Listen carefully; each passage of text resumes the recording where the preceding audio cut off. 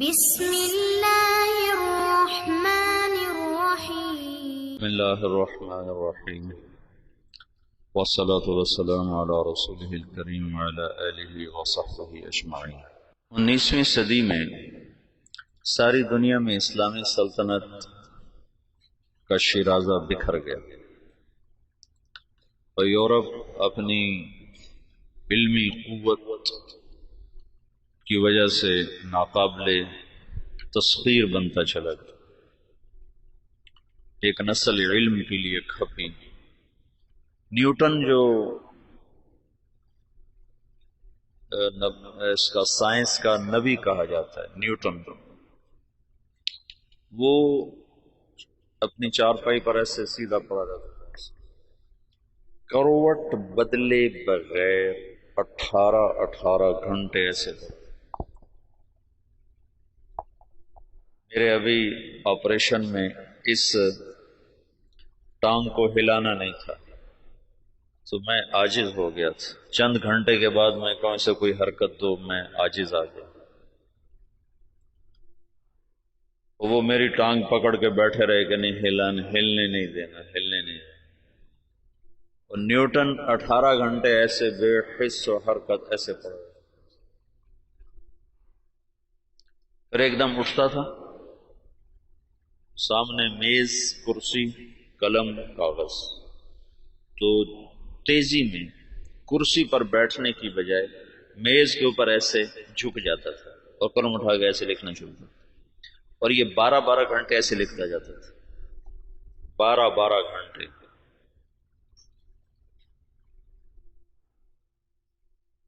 جس دن اس کی شادی تھی تو اس کا دوست اس کے پاس آیا کہ شادی پہ نہیں چلنا، تو اس نے پوچھا کس کی؟ کہا تمہاری؟ کہا میری؟ کب؟ کہا آج۔ کہا مجھے تو یاد ہی کوئی نہیں۔ آئنسٹائن نے بیوی سے کہا کھانا لاؤ، اور خود پڑھنے بیٹھ گیا۔ تو وہ آئی، جب یہ ہیوسٹن میں تھا، ہیوسٹن میں ہی مرا، 1955 میں مرا، تو اس نے کہا میں کھانا رکھ کے جا رہی ہوں۔ میں نے کہا ٹھیک ہے۔ اس نے میز پہ ایسے کھانا رکھ دیا، انہوں نے کہا ٹھیک ہے۔ تو اس نے ایسے اٹھا کے کھانا شروع کر دیا اور پڑھنا شروع کر دیا۔ تھوڑی دیر کے بعد اس کی بیگم آئی تو اس نے دیکھا کھانا ویسے پڑا ہوا ہے۔ میں نے کہا تم نے کھانا نہیں کھایا؟ کہا میں نے کھا لیا۔ کہا کب کھایا؟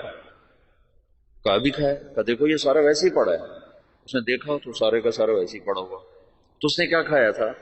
قریب ایک گلدان میں پھول تھے، پھولوں کا گلدستہ، تو وہ ہاتھ ادھر جانے کے بعد ادھر گیا تو وہ پھول ہی کھاتا رہا، کڑوے کسیلے، اور اس سے کوئی احساس نہیں ہوا۔ تو کتاب کھول چکا تھا۔ اس طرح اللہ نے ان کو علم دیا۔ اور مسلمان یقیناً زوال کا شکار تھے، بڑھاپا تھا، تو جو خلافت عثمانیہ تھی وہ دم توڑ چکی تھی۔ 1914 میں پہلی جنگ عظیم ہوئی جس میں ترکی نے جرمن کا ساتھ دیا۔ 1918 میں وہ بری طرح شکست پر ختم ہوئی۔ ہندوستان میں انگریز 1857 میں پوری طرح غالب آ گئے۔ رنجیت سنگھ کی حکومت تھی، انہوں نے اس کو نہیں چھیڑا۔ جب رنجیت سنگھ کے مرنے کے بعد وہ 1890 کے قریب مرا ہے، تو انہوں نے، یا اس سے پہلے کچھ، مجھے سن پورا یاد نہیں، تو انہوں نے اس کا جو بیٹا تھا کھڑک سنگھ وہ بنا، وہ بہت شراب پیتا تھا، تو شراب پیتے پیتے ہی مر گیا، اور اس میں وہ بیدار مغزی نہیں تھی رنجیت سنگھ والی۔ پھر دلیپ سنگھ تھا اس کے بعد چھوٹا سا، جب وہ حکمران بنا تو انگریزوں نے اس وقت پھر پنجاب پہ قبضہ کر، پھر سندھ بھی ان کے قبضے میں چلے گئے۔ تو یہاں ایک مستحکم برطانوی راج تھا۔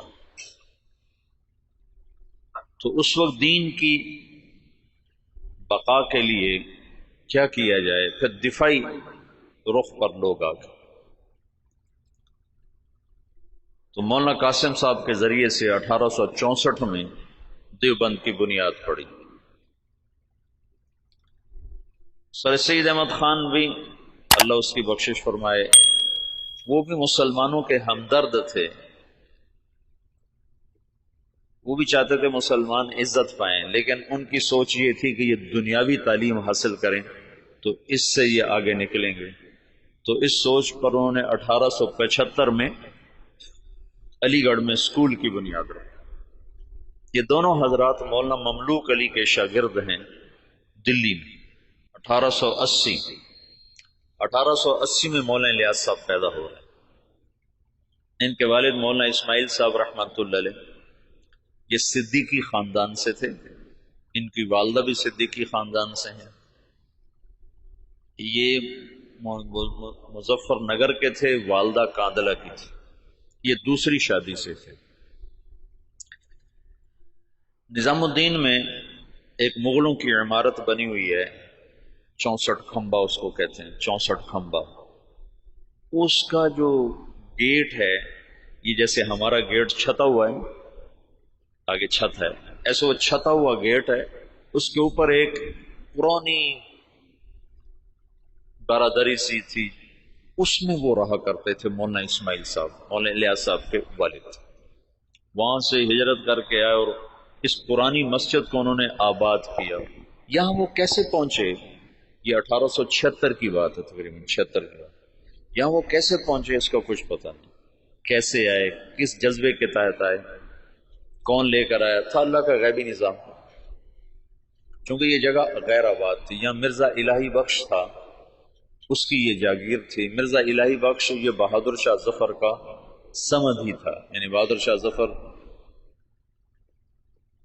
کے بیٹے سے اس کی بیٹی کی شادی ہوئی تھی، اور مرزا الہی بخش بھی انگریزوں سے مل گیا تھا، اور وہ بھی جنگ آزادی کے ختم کرانے والوں میں ایک کردار تھا، اور غداری کا اس نے بھی بڑا صلہ پایا تھا۔ یہ مسجد مرزا الہی بخش نے بنوائی تھی، چھوٹی سی، ابھی تک وہ مسجد باقی ہے۔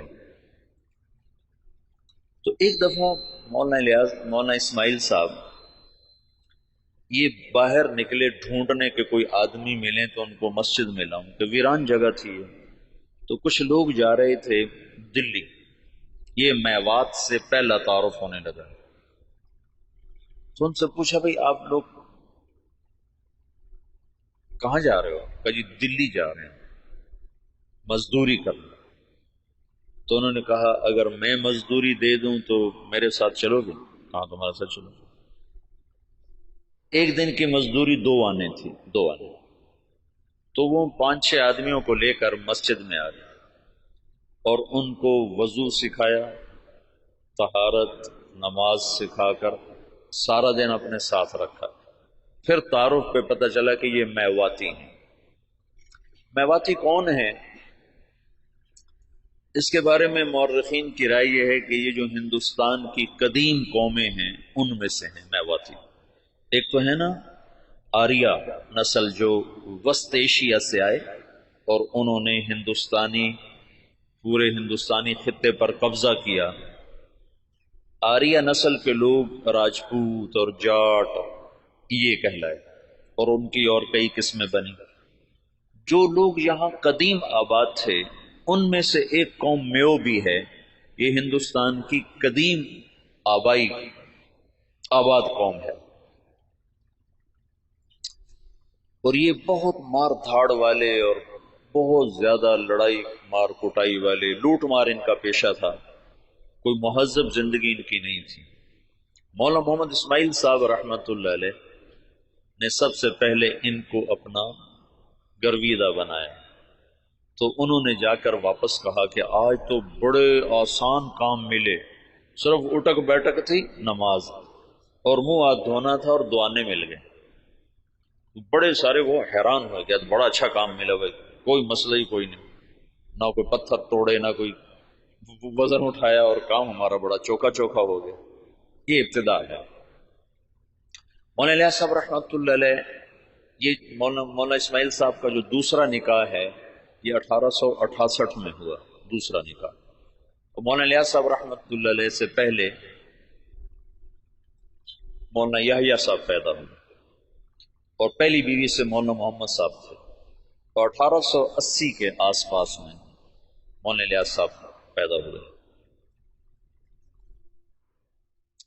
اور 1898 میں مولانا اسماعیل صاحب کا انتقال ہو گیا، تو ان کی جگہ ان کے بڑے بیٹے مولانا محمد صاحب یہاں بیٹھے۔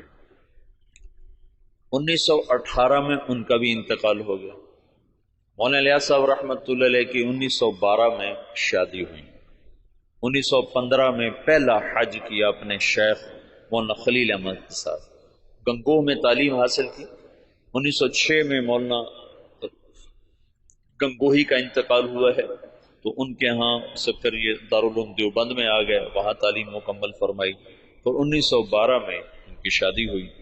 1915 میں پہلا حج مولانا خلیل احمد صاحب کے ساتھ تشریف لے گا۔ اس وقت یہ سہارنپور میں پڑھاتے تھے، اپنے شیخ کے ساتھ پڑھاتے تھے۔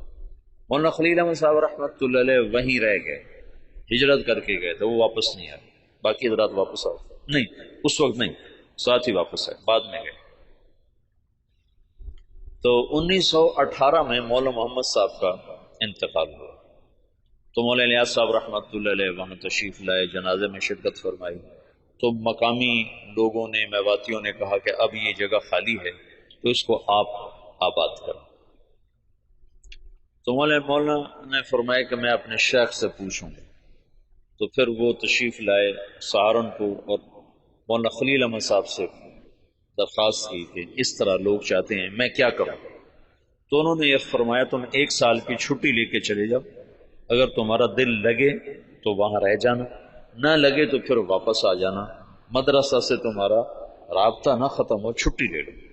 وہ چھٹی کی جو درخواست لکھی تھی نا، وہ پرانے سہارنپور کے مدرسہ میں ابھی بھی محفوظ پڑی ہوئی۔ 1918 میں مولانا الیاس صاحب تشریف لائے نظام الدین۔ ابھی تبلیغ نام کی کوئی شے ان کے ذہن پر کوئی نہیں۔ 1918 میں شدھی کی تحریک چل پڑی۔ شدھی کیا تھی کہ ہندوؤں نے یہ تحریک چلائی کہ مسلمانوں کو ہندو بناؤ، اور بنیاد انہوں نے یہ اٹھائی کہ مسلمان تو باہر سے آئے، ہم تم ایک قوم ہیں، اوپر جا کر ہم سب کے رشتے ایک ہیں۔ تو یہ باہر سے مسلمان کون تھے جنہوں نے آ کر ہمارا مذہب بگاڑ دیا، لہٰذا ہم سب کو ایک ہونا چاہیے۔ یہ تحریک بڑے زور سے چلی۔ تو مولانا الیاس صاحب رحمۃ اللہ علیہ اس پر بڑے پریشان ہوئے کہ اس کا میں کیا حل کروں۔ تو انہوں نے جاتے ہی میوات میں مدارس کی بہتات، چھوٹے چھوٹے مکتب، اور اس میں اپنا سب کچھ لگایا، بیوی کا زیور بھی لگا دیا، سینکڑوں چھوٹے چھوٹے مکتب میوات میں کھولے۔ ایک دفعہ میوات میں گئے ہوئے تھے مریدوں کے پاس، تو ایک نوجوان آیا، ہاتھ میں کڑا، بڑی بڑی مونچھیں، داڑھی صاف۔ کسی نے کہا یہ آپ کے مدرسے سے فارغ التحصیل حافظ قرآن ہے۔ کہنے کہ حافظ، اس کا یہ حلیہ کیوں ہے؟ کہ یہ ماحول کی وجہ سے۔ تو یہ پہلی چوٹ لگی اور دل میں خیال آیا، جب تک تمام طبقات میں دین نہیں آتا تو چند طبقوں میں دین کا لانا یا چند طبقات میں دین کا آنا یہ نہ کافی ہے، نہ یہ ذریعہ نجات ہے، پوری امت کا مسئلہ ہے۔ تو مدرسوں سے ایک دم دل بجھ گیا، دل ہٹ گیا، بند نہیں کیے لیکن طبیعت بند ہو گئی، دل ہٹ گیا۔ اور وائزین اس زمانے میں شدھی کی تحریک کے ٹکر میں علماء نے وعاظ کو بھیجنا شروع کیا تھا کہ مختلف شہروں میں جا کر، دیہاتوں میں جا کر تبلیغ کرو۔ تو مولانا الیاس صاحب نے بھی اپنے وائز بھیجنے شروع کی، لیکن وہ جاتے تھے جہاں تک سڑک ہوتی تھی، جہاں سڑک نہیں ہوتی تھی وہاں نہیں جاتے تھے، یا جہاں کوئی آسائش نہیں ہوتی تھی وہاں نہیں جاتے تھے۔ پھر طبیعت اس سے بھی ہٹ گئی، پھر خانقاہی سلسلہ شروع کیا، اور نظام الدین میں بیعت کا سلسلہ، اس سے پہلے بیعت نہیں فرماتے تھے، پھر بیعت کا سلسلہ شروع کیا۔ تو بہت جلدی مریدوں میں ترقی ہونے لگی، اور مریدوں کا اضافہ بھی، اور مریدوں کے تزکیہ کے حالات بھی بڑے اچھے۔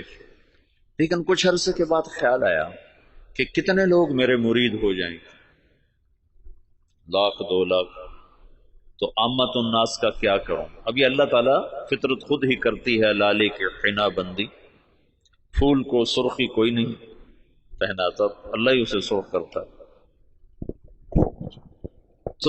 تو طبیعت ہٹتی گئی، مدرسوں سے ہٹ گئی، خانقاہ سے ہٹ گئی کہ خانقاہ بھی ایک جزئی کام ہے، مدرسہ بھی ایک جزئی کام ہے، اور واعظ تقریر بھی ایک، پیسے دو تو جاتے ہیں، پیسے نہ دو تو جاتے نہیں۔ تو بے قراری بڑھتی گئی اور کوئی حل نظر نہیں آیا۔ تو 1926 میں، اس سے قبل مولانا خلیل صاحب وہ ہجرت کر کے اور تشریف لے گئے، مدینہ منتقل ہو گئے تھے۔ تو 1926 میں حج پہ تشریف لے گئے، ہجرت کی نیت کر کے کہ میں اب واپس نہیں آؤں گا، وہیں رہوں گا۔ 1925 میں گئے تو 1926 میں واپس آؤں، یہ نیت کر لی تھی کہ اب میں واپس نہیں آؤں گا، ادھر ہی رہوں گا۔ جب یہ مکہ پہنچے تو ان کو خواب میں اللہ کے رسول کی زیارت ہوئی، تو انہوں نے پوچھا یا رسول اللہ، میں امت کی بہتری کے لیے کیا کروں، امت کی ہدایت کے لیے کیا کروں؟ تو اللہ کے رسول نے فرمایا جیسے میں نے مکے میں کام کیا تھا تم ویسے کام کرو۔ انہوں نے آگے عرض کی مجھے تو پتہ نہیں مکے میں آپ نے کیسے کام کیا تھا، تو اللہ کے نبی نے فرمایا مکی صورتوں میں غور کرو، اللہ تمہیں سکھائے گا۔ یہ مکہ میں ہے۔ پھر مدینہ پہنچے تو وہاں پھر اللہ کے رسول کی ضرورت، تو آپ نے ارشاد فرمایا اللہ تم سے کام لے گا، تم واپس جاؤ، واپس اور میرے پاس آؤ۔ تو انہوں نے مولانا خلیل احمد صاحب سے یہ خواب ذکر کیا، وہ وہیں منتقل ہو گئے تھے۔ انہوں نے حضرت مدنی رحمت اللہ علیہ کو، مدنی کیوں کہتے ہیں، حسین احمد مدنی، یہ اپنے والد، ان کے والد اپنے پورے خاندان سمیت مدینہ ہجرت کر گئے تھے، پھر ان کا سارا خاندان مدینے میں آباد رہا، یہ بھی مدینہ میں رہے، پھر ہندوستان کے حالات کو دیکھ کر دوبارہ واپس آ گئے تھے، اور یہ کہا تھا کہ میں مسلمانوں کو تنہا نہیں چھوڑ سکتا، میں مدینے میں رہوں اور مسلمان مشقت میں ہوں۔ تو مدینے کا قیام قربان کیا تھا اور واپس تشریف لے آئے ہندوستان۔ یہاں اللہ نے ان سے بہت بڑا کام لیا، تو اس لیے ان کو مدنی کہتے ہیں۔ تو ان کے بھائی تھے سید احمد، وہ وہاں پہلے انہوں نے اتنا فقر دیکھا کہ حضرت مدنی فرماتے ہیں میرے والد سبزی منڈی جاتے تھے شام کو، تو جو سبزی وہاں گلی ہوئی سڑی ہوئی لوگ پھینک کے چلے جاتے تھے نا، وہ اٹھا کے لاتے تھے، پھر اس کو صاف کر کے خالی ابال کے ہم کھاتے تھے کہ اس میں نمک مرچ ڈالنے کا بھی سکت نہیں تھی، اس طرح شروع کے دن تھے۔ لیکن سید احمد کو اللہ نے صلاحیتیں دیں، انہوں نے شاہ عبدالعزیز سے پتہ نہیں کیسے تعلق بنایا، وہ الگ داستان ہے۔ ان کے بیٹے سید حبیب نے اس سے بھی آگے، اب ان کی نسل وہاں اربوں پتی، بڑے بڑے ان کے محل ہیں، یہ تمہارے حسنین کو 4 گنا کریں تو تب ان کا محل بنتا ہے، اس سے بھی 4 گنا بڑی 4 دیواری ہے جس میں وہ رہ رہے ہیں، احد کے قریب ان کے محلات ہیں۔ تو انہوں نے سید احمد سے ذکر کیا، تو انہوں نے جو مسجد نبوی کے اس وقت منتظم تھے ناظم اعلیٰ، ان سے ذکر کیا، تو انہوں نے عشاء کے بعد جب مسجد بند کر دی تو مولانا الیاس صاحب کو بلا کر جالی کا دروازہ کھول کے اندر بھیج دی، تو اندر جالی اور روزے کے درمیان کوئی چاروں طرف دیوار ہے، دروازہ کوئی نہیں، یہ نور الدین زنگی نے اس کو چاروں طرف سے بند کروایا تھا، اور نیچے سیسا پگھلا کے ڈالا تھا۔ جب وہ کچھ لوگ آ کر لاش نکالنے کا منصوبہ لے کر آئے تھے، 3 راتیں وہاں سوئے، 3 راتوں میں سارے کام کی یہ تو خود تو عقل سے تو آ نہیں سکتا، سارے کام کو سکھایا گیا، بتایا گیا، اور پھر یہ کہا گیا ہندوستان جاؤ اور جا کر عوام الناس میں کام کرو، علماء میں نہیں، ورنہ وہ مخالفت کریں۔ تو پھر یہ وہاں سے واپس تشریف لائے، 1926 میں پہنچے ہیں اور پہلے علماء کو جمع کیا اور ان کے سامنے یہ بات رکھی کہ میں یوں کام کرنا چاہتا ہوں، تو کسی ایک نے بھی موافقت نہیں کی سوائے مولانا مدنی صاحب اور مفتی کفایت اللہ صاحب رحمۃ اللہ علیہ۔ ان دو حضرات نے بات کو لیا اور سمجھا اور کہا کہ ہاں یہ تو دعوت والا کام ہے، لیکن یہ کرے گا کون؟ کہا یہ تو اللہ کرے گا، میرے ذمہ جوہد ہے۔ پھر وہ بندہ فنا فی تبلیغ ہو گیا اور دیوانگی چھا گئی، دیوانگی۔ ایک دفعہ بیان کر رہے تھے، گرمیوں کے دن تھے، صحن میں 11 بج گئے، 11 فجر کے بعد شروع ہوئے، گرمیوں میں 11 بج گئے۔ تو ایک مواتی کھڑا کر کے لگا، بھائی نام دے دو ورنہ یہ مر جائے گا، بیچارہ مر جائے گا، نام دے دو۔ ایسی دیوانگی چھا گئی تھی اور کوئی شکل نہیں، کوئی جانتا نہیں، اور آگے سامنے میواتی ہیں جن کو دین کی خبر ہی کوئی نہیں، کلمہ نماز کا نہیں پتا، تو دعوت کیسے دیں گے؟ 10 برس کی محنت کے بعد ایک جماعت چلے کی تیار ہے، 10 سال کے بعد۔ تو ان کو ہدایات دی، پھر ان کو روانہ کرتے کرتے 5 میل ان کے ساتھ پیدل چلتے گئے، پیدل چلتے گئے۔ مولانا سعید خان صاحب سے یہ بات میں نے بہت دفعہ سنا، جب ان کو رخصت کرنے لگے تو کہنے لگے کہاں جا رہے ہو؟ ان کا جی دلی جا رہے ہیں۔ کہنے لگے نہیں، لندن پہ چوٹ پڑ گئی، امریکہ پہ چوٹ پڑ گئی، ساری دنیا میں ہدایت کا فیصلہ ہو گیا۔ ایک دفعہ عبدالعال صاحب تشریف فرما تھے، کہنے لگے ہم 5-6 آدمی بیٹھے ہوتے تھے مولانا الیاس صاحب کے آگے، 6-7 اور وہ ہم سے کہتے کہ بھائی ساری دنیا میں جماعتیں بھیجنی ہیں، مشورہ دو کیا کیا جائے۔ تو ہمیں خیال آتا کہ مولانا صاحب بیچارے کتنے پاگل دیوانے ہیں اور شیخ چلی کی باتیں کرتے ہیں کہ ہم 6-7 آدمی بیٹھے ہیں اور ہمیں کہہ رہے ہیں کہ ساری دنیا میں جماعتیں بھیجنی، مجھے مشورہ دو ہمیں کیا کرنا چاہیے۔ یعنی اللہ تعالیٰ نے اپنی قدرت سے ظاہر کر کے دکھا دیا کہ کیسے سارے عالم میں ہم خود پھر رہے ہیں، تو ساری دنیا سے جماعتیں ہمارے پاس آ رہی ہیں، ہم سے ساری دنیا میں لوگ جا رہے ہیں۔ تو 1926 سے لے کر 1944 نوح میوات میں پہلی بستی ہے جہاں پہلا اجتماع ہوا۔ اس وقت اجتماع نہیں کہتے تھے، جلسہ کہتے تھے، جلسہ، پہلا جلسہ ہوا۔ اور سگا بیٹا محمد یوسف اکلوتا سخت مخالف، وہ کہیں یہ کیا پاگلوں کا کام شروع کر۔ ان کا ذہن ذوق سارا تعلیمی تصنیفی۔ 21 سال کی عمر میں طحاوی کی شرح لکھی، جو حدیث کی مشکل ترین کتاب ہے طحاوی، اس کی شرح 21 برس کی عمر میں لکھی۔ اور حیات الصحابہ جیسی کتاب تو ساری دنیا کے علماء تسلیم کر گئے کہ سیرت میں یہ وہ شخص بدیع تھا، بدیع سیرت میں، کہ سیرت کے عنوان پر آج تک کسی نے ایسی کتاب نہیں لکھی۔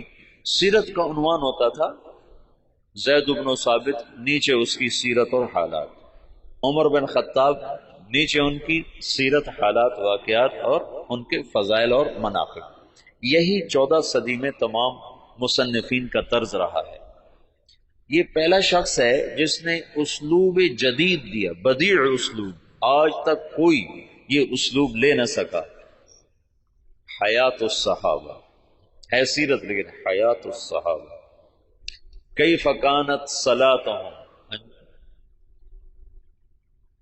کیف کان علمہم، کیف کان جہادہم، اس کے نیچے کئی صحابہ کے واقعات۔ یہ ایک کو عنوان بنا کے نہیں، عنوان صفت کا اور نیچے واقعات مختلف شخصیات کے۔ یہ پہلی دفعہ ہوا تصنیف و تالیف کی تاریخ میں۔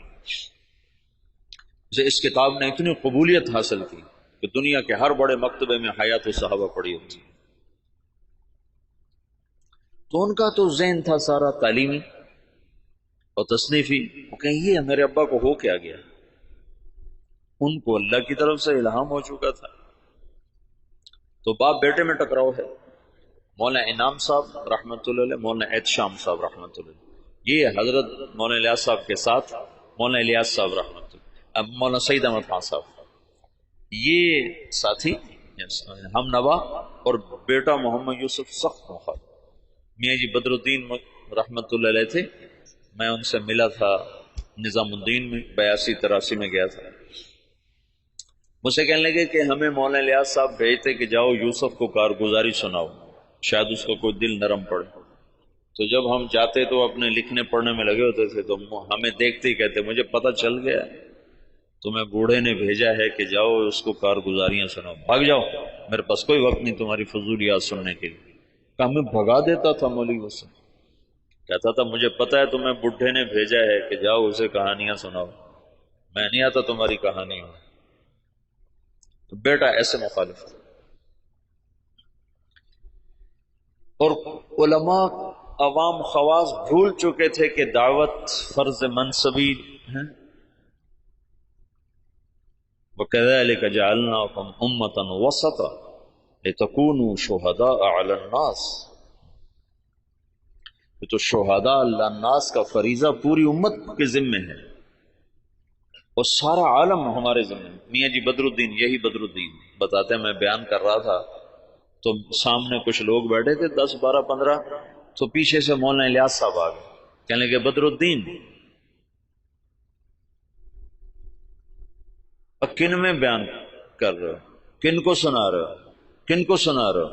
کہا جی ان کو سنا رہا ہوں، اور جو سامنے بیٹھے ان کو سنا رہا ہوں۔ اے تیرا بھلا ہو جائے، اونٹ کی نیت کرو، اونٹ، اونٹ میواتی زبان میں آخری کنارے کو کہتے ہیں، آخری کنارہ، کہ دنیا کے آخری کنارے کی نیت کر کہ میں یہ بات دنیا کے آخری انسان تک کو سنا رہا ہوں، ایسے وہ نیت کرواتے تھے۔ اپنی زندگی میں 2 کمرے بنائے تھے مسجد میں داخل ہو کر، جنوب کی طرف، اوپر ان میں کھڑکیاں، کھلی کھلی دروازے، اور یہ فرمایا کہ یہاں غیر ملکی مہمان جب آئیں گے تو ان کو تم نے یہاں ٹھہرانا ہے۔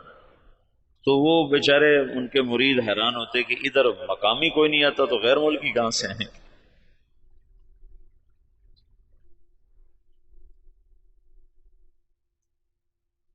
میاں جی دین محمد تھے جو حضرت مولانا الیاس صاحب کے ابتدائی خدام میں تھے، اور جو جماعت مولانا الیاس صاحب نے حضرت تھانوی کے خانقاہ تھانہ بھون بھیجی تھی، اس میں وہ اس جماعت میں ان کی تشکیل تھی۔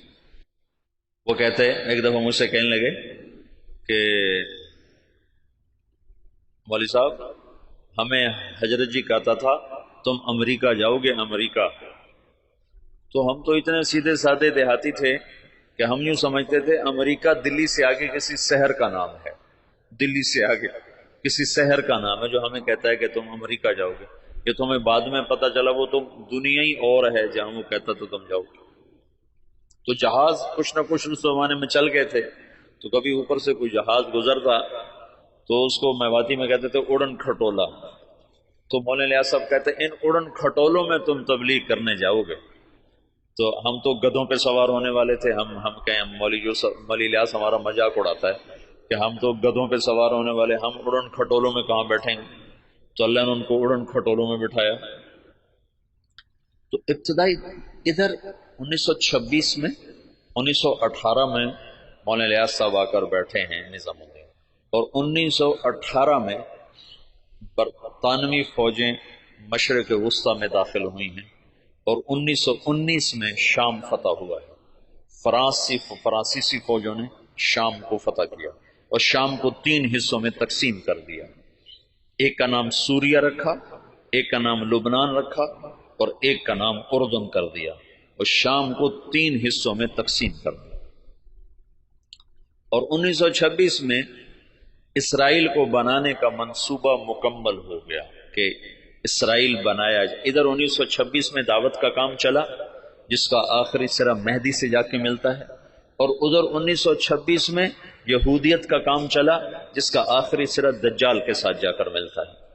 یہ آپس میں یہ تانے بانے میرے اپنے بنائے ہوئے ہیں، میں سنے نہیں ہیں، لیکن جو کچھ پڑھا ہے اس کے مطابق میں ایک ترتیب ذہن میں آئی کہ ادھر دعوت کا کام بھی ہدایت پر ختم ہوگا۔ 1964 میں پہلی جماعت گئی یوگنڈا، 1964، 4 آدمی، اس میں ایک ابھی بھی زندہ ہیں، عبدالرشید صورتی صاحب جو کراچی کے امیر ہیں۔ تو کہنے لگے وہاں ایک بہت بڑے شیخ تھے، ان کی ہم گئے ملاقات کے لیے، تو ان کا بہت بڑا ہال کمرہ تھا، وہ مریدوں سے بھرا ہوا، اور ایسے مراقبے میں بیٹھے تھے، ایسے بالکل گردن ایسے جھکائی ہوئی تھی۔ ہم 4 آدمی کمرے میں داخل ہوئے، اور یہ پہلی جماعت ہے، آج تک کوئی کسی کو پتہ ہی نہیں کہ تبلیغی جماعت پاکستان میں کوئی نہیں جانتا تھا 1964 میں، باہر کون جانتا، اور یوگنڈا۔ تو جو ہی ہم اندر داخل ہوئے تو انہیں ایک دم سر اٹھایا، کہا مرحباً بجیش المہدی، مرحباً بجیش المہدی، مرحباً بجیش المہدی، 3 دفعہ انہوں نے اس کو دہرایا، اور ہمارا بڑا زبردست اکرام کیا۔ تو دعوت کی انتہا وہاں جاتی ہے، اور یہودیت کی انتہا دجال تک جاتی ہے۔ یہ دونوں طاقتیں جب ٹکرائیں گی تو اللہ دجالی فتنے کو ختم فرمائے گا، اور ایمان اور ایمان والوں کو اللہ تعالیٰ عزت اور بلندی عطا فرمائے گا۔ یہ دونوں ایک وقت میں شروع ہوئے۔ 1926 میں جب ان کا اقتدار مستحکم ہو گیا تو انہوں نے یہ طے کیا کہ یہودیوں کو دوبارہ لا کے آباد کیا جائے، اور یہاں ایک اسرائیلی یہودی ریاست بنائی جائے، سیہونی تحریک جس کو کہتے ہیں، سیہون ایک پہاڑ ہے جہاں داؤد علیہ السلام عبادت کیا کرتے تھے بقول ان لوگوں کے، تو سیہون کے نام سے سیہونی تحریک نے اپنا نظام چلایا، تو اسرائیل وجود میں آیا۔ اس کا آخری سرا دجال کے ساتھ ملتا ہے، لد، باب و لد جو ان کا سب سے بڑا اڈا ہے جہاں دجال قتل ہوگا۔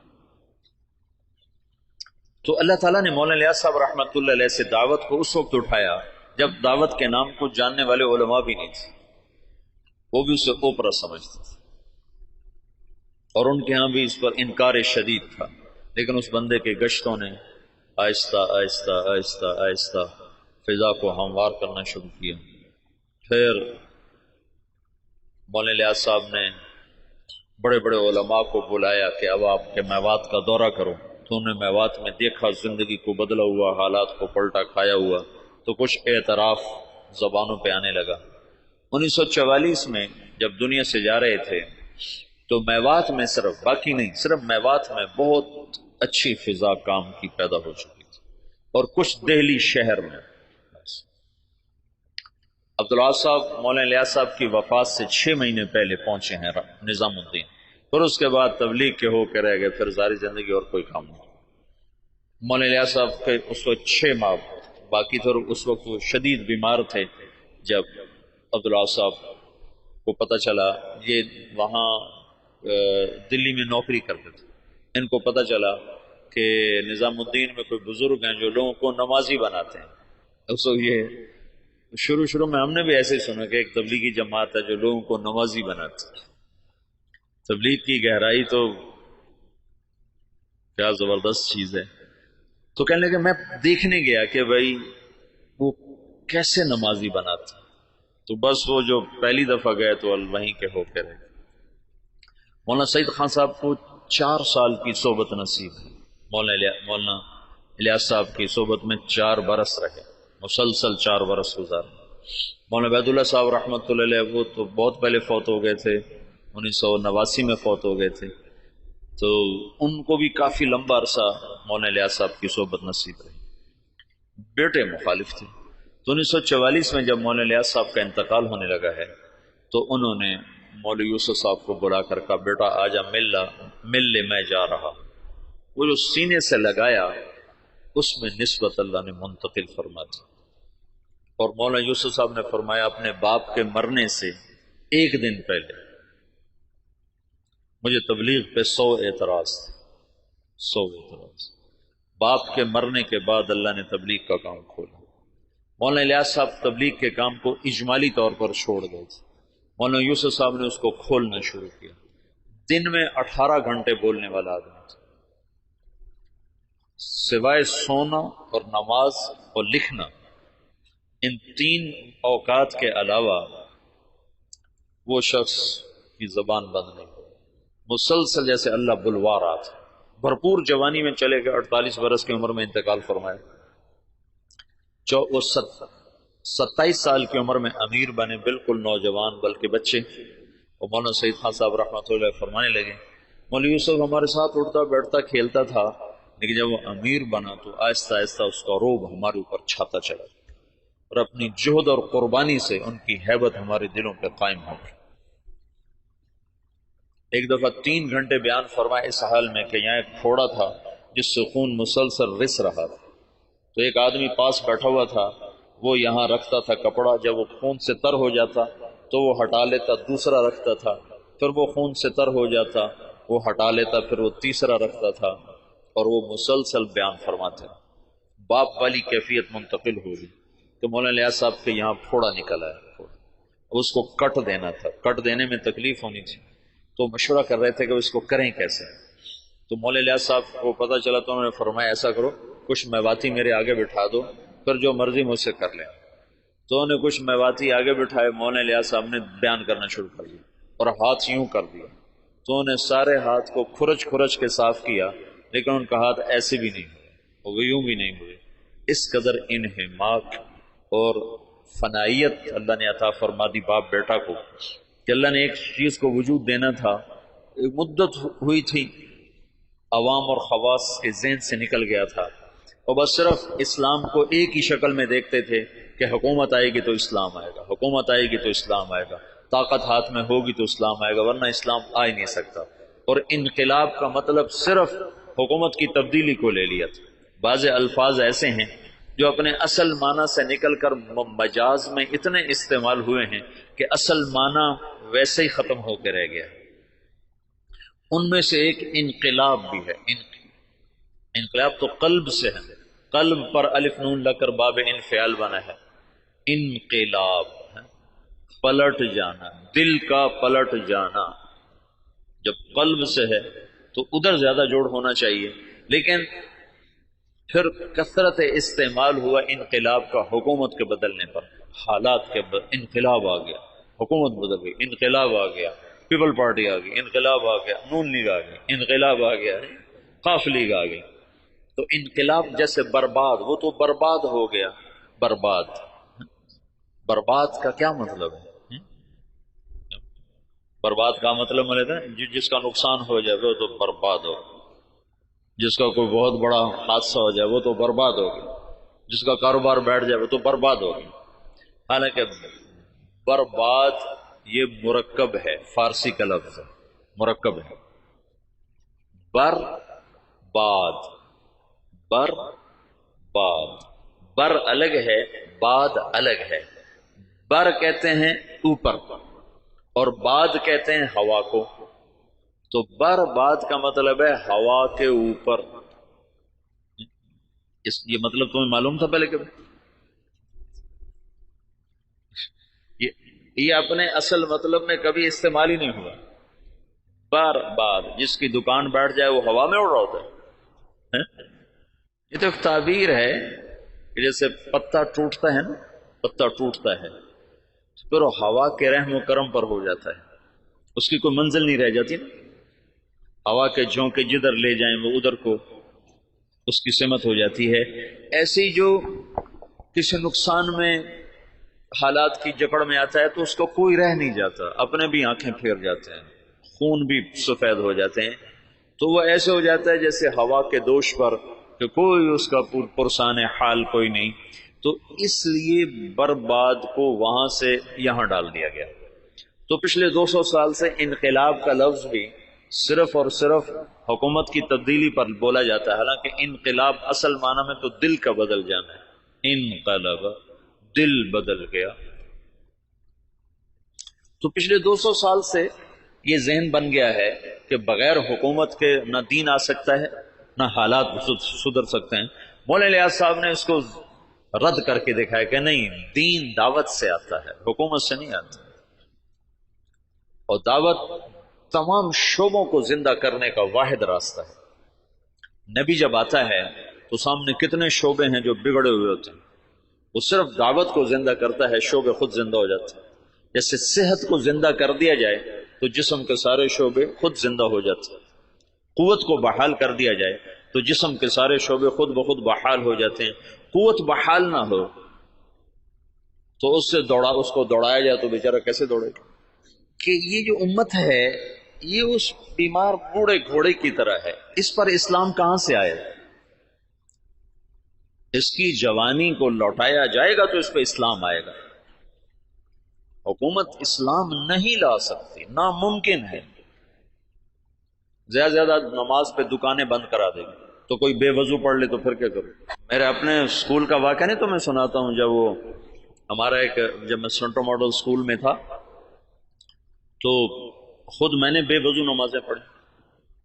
طالب صاحب، سردیوں کا زمانہ، وضو کیڑا کرے، اللہ اکبر، طالب صاحب کی نماز، تو وہ عشاء کی نماز ہو رہی تھی اور میرے کمرے میرے برابر میں اس کا بستر تھا، جاوید نذیر اس لڑکے کا نام تھا، یہ مرید کے اچھے زمیندار گھر کا تھا۔ تو اس میرے پاس آ کر کھڑا ہوا اور اس نے آ کر 4 رکعت نماز عشاء کی نیت باندھی، 4 رکعت نماز عشاء واسطے طالب حسین دے، اللہ اکبر۔ حکومت ایسا اسلام لائے گی واسطے طالب حسین دے، جو ایسی نماز پڑھے گا وہ تو کافر ہو جائے گا، نہ پڑھے تو اس سے تو کافر نہیں ہوتا نا، لیکن اگر ایسا کرے گا تو اسلام سے نکل جائے گا۔ قوت کبھی، اس لیے تو کبھی نبی کو طاقت دے کے نہیں بھیجا گیا، بعد میں طاقت آئی جو اللہ کے نبی کو حاصل ہوئی بعد میں ہوئی، پہلے تو فقیر بن کے کھڑے ہوئے کہ نہ کوئی مال کے لالچ میں کلمہ پڑھے، نہ کوئی تلوار کے خوف سے کلمہ پڑھے، صرف اللہ کے تاثر سے کلمہ دل میں اترے۔ تو چونکہ اسلام نے ایک عروج دیکھا تھا تو جو ہمارے قائدین تھے وہ اس عروج کو تصور میں لے کر اعادہ عروج کی جہد کرتے رہے، وہ جو ذوف اسلام تھا اس کو دور کرنے کی کوشش ہی نہیں کی کہ انگریز کیوں آیا۔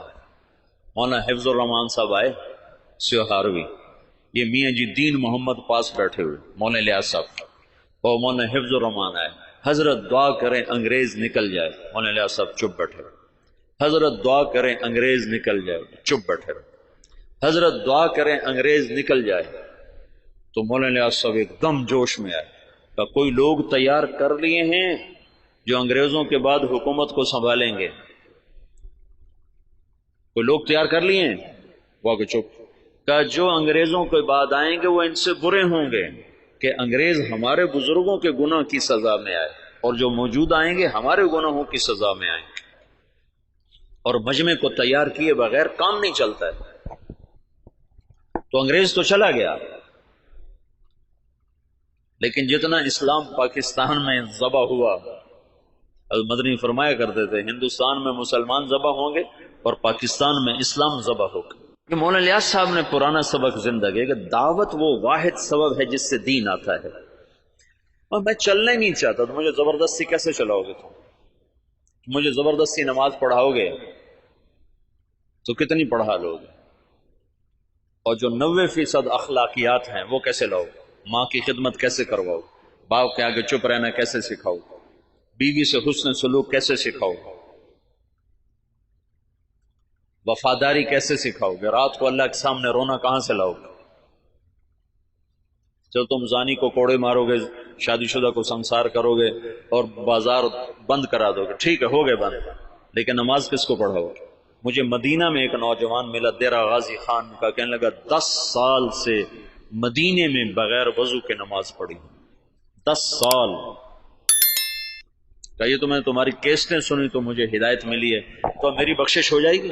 میری بخشش ہو جائے گی؟ تو 10 سال مدینے میں بغیر وضو کے نماز پڑھی۔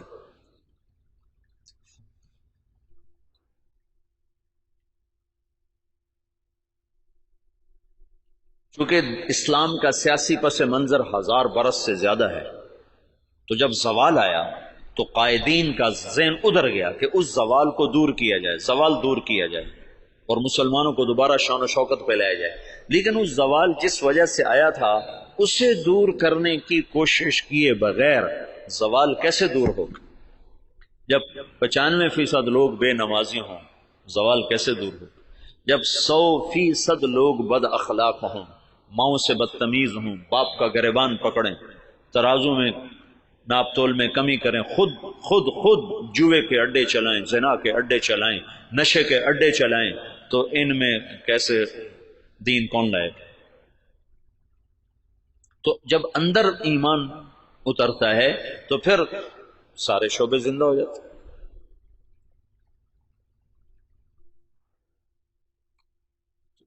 مولانا الیاس صاحب کے ذریعے سے پرانا سبق زندہ ہوا کہ دعوت وہ سبب ہے جس کے ذریعے سے اللہ نے ہر دور کے باطل کو توڑا، ہر دور کے باطل کو توڑا۔ تو 1926 میں یہ کام شروع ہوا، شخصیات کے جانے سے کوئی فرق نہیں پڑا ہے، اور اب عجب العجائب ہے کہ 15 برس ہو چکے ہیں، امیر کوئی نہیں، ایک شورا ہے اور کام اسی طرح چل رہا ہے۔ اور عجب العجائب ہے کہ گونگے بھی دین کے داعی بن کے چل رہے ہیں۔ ابھی 1 سال کی جماعت گونگوں کی یمن سے کام کر کے واپس آئی اور 7 مہینے کی دوبارہ ملائیشیا جانے کے لیے تیار کھڑی۔ یہ اسلامی تاریخ میں پہلی دفعہ ہو رہا ہے کہ گونگے دین کے داعی بن جائیں، اور پہلی دفعہ جب سے سورج چمک رہا ہے کانگو کے جنگلوں میں جماعت پہنچی جہاں اتنے قد کے بونے رہتے ہیں، بونے، اقزام، وہ 4 فٹ کا بڑا جوان ہوتا ہے، جس کا قد 4 فٹ ہو وہ سب سے نمایاں نظر آتا ہے۔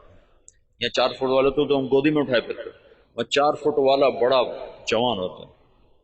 آم کا 3 فٹ، 3.5 فٹ، 3.25 فٹ، اور 4 فٹ والا بڑا چوڑا ہو کے چلتا ہے، اور ننگے رہتے ہیں، مرد عورت کوئی کپڑا استعمال نہیں کرتا، اور کوئی باہر کی دنیا سے ان کا تعلق کوئی نہیں ہے۔ سانپ کاٹے تو علاج ان کا جنگل میں موجود ہے، کانٹا چبھنے سے سانپ کے ڈسنے تک سارا علاج اپنے جنگل سے کرتے ہیں۔ غذا ان کی جنگل کے جانور ہیں، ہر چیز کھاتے ہیں، اور طاقتور اتنے ہیں کہ ہر آدمی 5 سے 6، 7 سے 8 شادیاں کرتا ہے، کوئی کشتے نہیں کھاتے۔ کتنے لوگ بیچاروں کے گردے مر ختم ہو گئے کشتوں کے چکر میں، گردے گنوا بیٹھے، گولی اندر تے دم جلندر چلا گیا۔ ان کو اللہ نے ایسی قدرتی طاقت دی ہوئی ہے، اور جب سے وہ پیدا ہوئے انہوں نے اسلام کا نام نہیں سنا۔ آج سے 12 برس پہلے وہاں پہلی تبلیغی جماعت پہنچی، مالی سے جماعت بنی، مالی، وہ گئے کانگو، کانگو سے گئے جنگل، اور جنگل کے ترجمان ساتھ لیے، انہوں نے وہاں دعوت کا کام چلایا، تو 270 آدمی پہلی دفعہ مسلمان، اور ان کو لباس، وہ بیچارے لباس پہن کے اوکھے ہو گئے، ایک ہی کیتا جو ساڑھے نال ہے، اوکھے ہو گئے، اوکھے ہو گئے۔ تو ان میں ایک ان کا سردار، وہ حج کرنے کے لیے آج سے کوئی 8-9 سال پہلے حج کے لیے، تو کچھ علماء تھے جو تبلیغ کے بڑے مخالف تھے، تو ایک ہمارے دوست ہیں حسن کیمرونی، یہ حسن کیمرون کے کیمرون سے جماعت گئی، مالی نہیں، کیمرون سے جماعت گئی۔ تو حسن کیمرونی ہے، وہ مدینہ میں پڑھے ہیں، پھر ریاض سے PhD کی ہے، بڑا فاضل آدمی ہے، وہیں رہتا ہے۔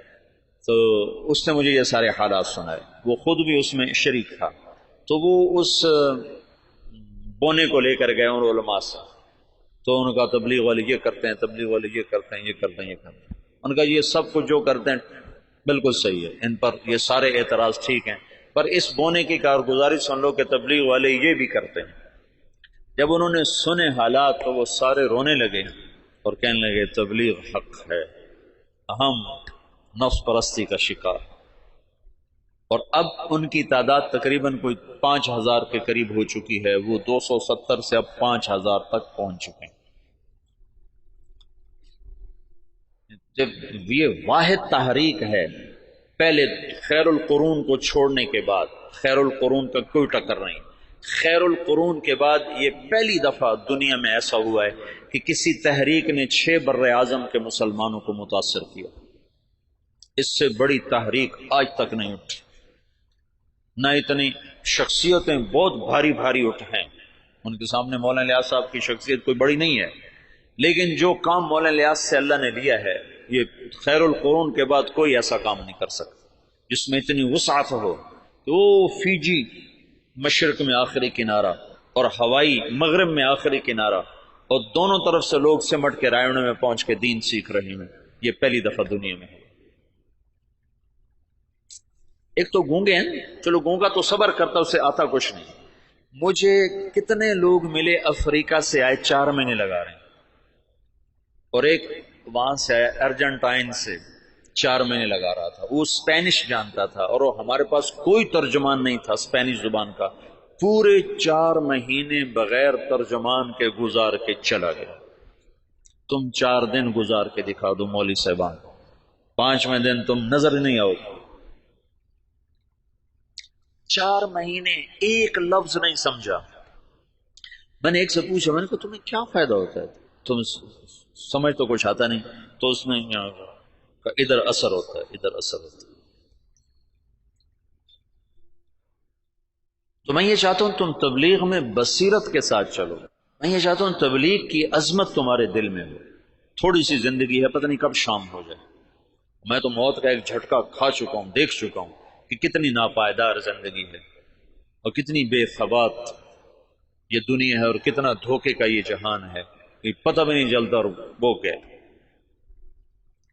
تو تھوڑی زندگی میں وہ کام کرو جس کا نفع تمہیں زیادہ ملے، جس کی واپسی تمہیں زیادہ ملے.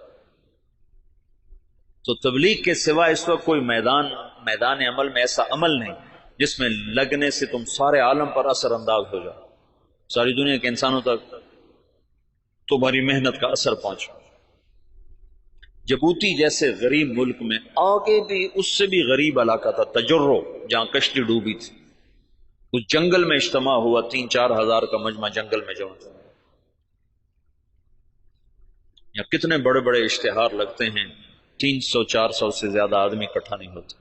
وہ جنگل، وہ ایک نکر اور ایک بنیان، یہ ان کا لباس تھا.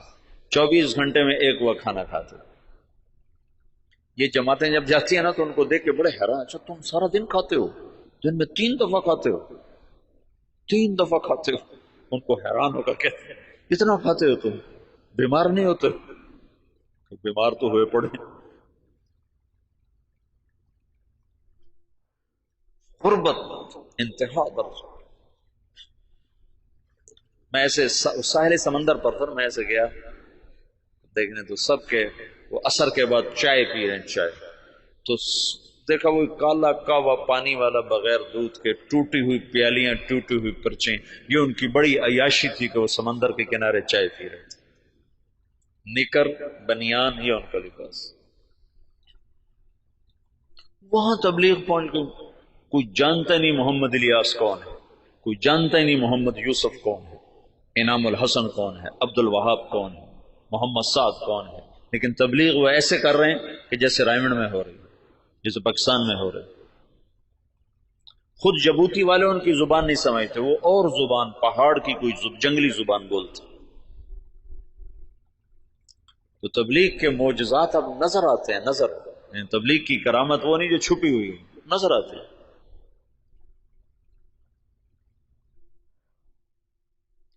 تو میں یہ چاہتا ہوں کہ تم بصیرت کے ساتھ اس میں چلو تاکہ تم نفع اٹھاؤ، تم اللہ کا قرب حاصل کر سکو، اللہ کی محبت حاصل کر سکو. صحیح، میں نے پیچھے سے تفصیل بتائی تمہیں کہ سیاسی اکھاڑ پر چھاڑ کیسی ہوئی. پھر تبلیغ کی زندگی تو اب تمہارے سامنے ہے، اس میں تو تفصیل بتانے کی ضرورت نہیں ہے. لیکن کچھ مجالس اور میں